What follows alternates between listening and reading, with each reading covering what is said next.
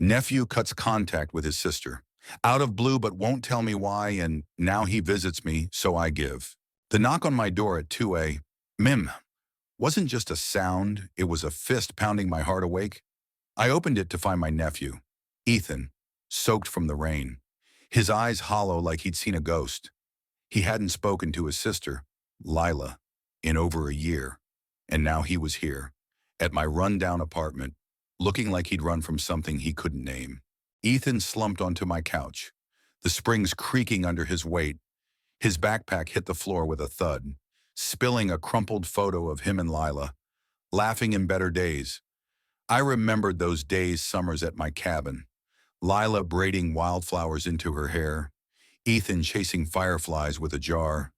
They were inseparable, two halves of a whole, until they weren't. I poured him coffee, the cheap kind that tastes like regret, and waited. He didn't offer explanations, just stared at the photo like it was a puzzle he couldn't solve. "Why are you here, kid?" I asked, my voice softer than I meant. He shrugged, jaw tight. "Just needed somewhere to crash. Uncle Ray. I'm no detective, but I know when someone's carrying a secret heavier than a storm cloud." Ethan was 24, a mechanic with grease-stained hands and a chip on his shoulder, bigger than the engine he worked on. Lila, 2 years younger, was the dreamer, always sketching, always talking about her big plans to paint the world. They'd grown up in my sister's house, a place more battleground than home after their mom passed. I'd been the stand-in parent when I could, but I was no replacement for her. When Ethan cut Lila off last year, no calls, no texts, nothing. I figured it was a sibling spat that'd blow over. It didn't. He stayed that night, and the next, and the one after that. My apartment, with its peeling wallpaper and leaky faucet, became his hideout. I didn't push him for answers. Not at first. I cooked him eggs, burned the toast, and let him sleep on the couch. But every night, I'd catch him staring at that photo, his fingers tracing Lila's smile like he was trying to remember something he'd lost. I'd ask, "You gonna tell me what happened?" He'd mutter, "It's complicated," and change the subject. Complicated. That word was a wall, and I didn't have the tools to climb it. Weeks passed, and Ethan settled into a routine. He'd leave for work at dawn, come back smelling of oil and metal, and sit in silence. I started noticing things: how he flinched at the sound of a phone ringing, how he'd check his locks twice before bed. Whatever he was running from, it wasn't just Lila. I tried calling her once, left a voicemail. She didn't call back. That hurt more than I expected. Lila was the kid who'd send me goofy postcards from art school, who'd call just to ramble about her latest painting. Now, she was a ghost in my life too. One night, I couldn't take it anymore. Ethan was on the couch, scrolling through his phone, avoiding my eyes. I slammed my mug down, coffee sloshing onto the table. "Enough, Ethan. You show up here, eat my food, sleep on my couch, and you won't tell me why you're hiding from your own sister? What did she do? What did you do?"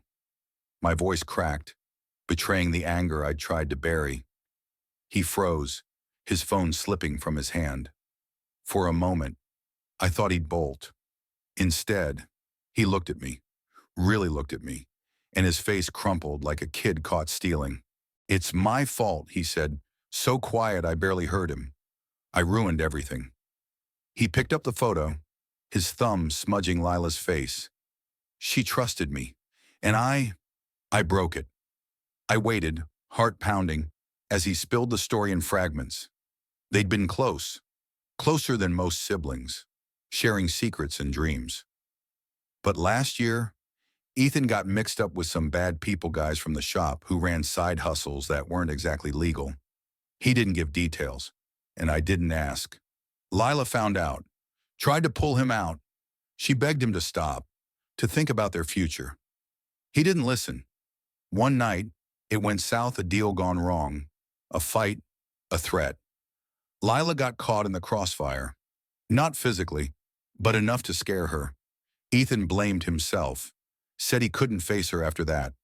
So he ran, cut her off, left her to pick up the pieces.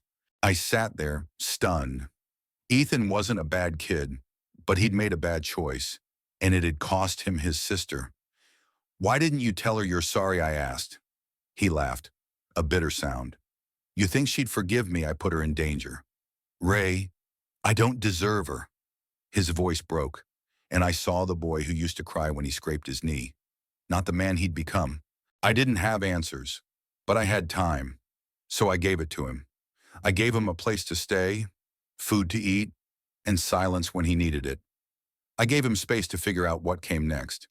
One morning, I found him writing a letter, his handwriting shaky but deliberate.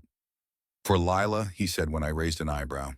He didn't show me what it said, and I didn't ask. Some things are private, even from nosy uncles. Months later, I got a postcard from Lila. No words, just a sketch of a firefly in a jar, glowing against a dark sky. I showed it to Ethan, and for the first time in months, he smiled. Not a big one, but enough. She's still out there, he said, like he was convincing himself. I don't know if she read his letter or if she'll ever forgive him. I don't know if Ethan will forgive himself, but I know he's trying, and maybe that's enough for now. Family's messy. It's love and pain and secrets you don't want to share. Ethan's story isn't over, and neither is Lila's.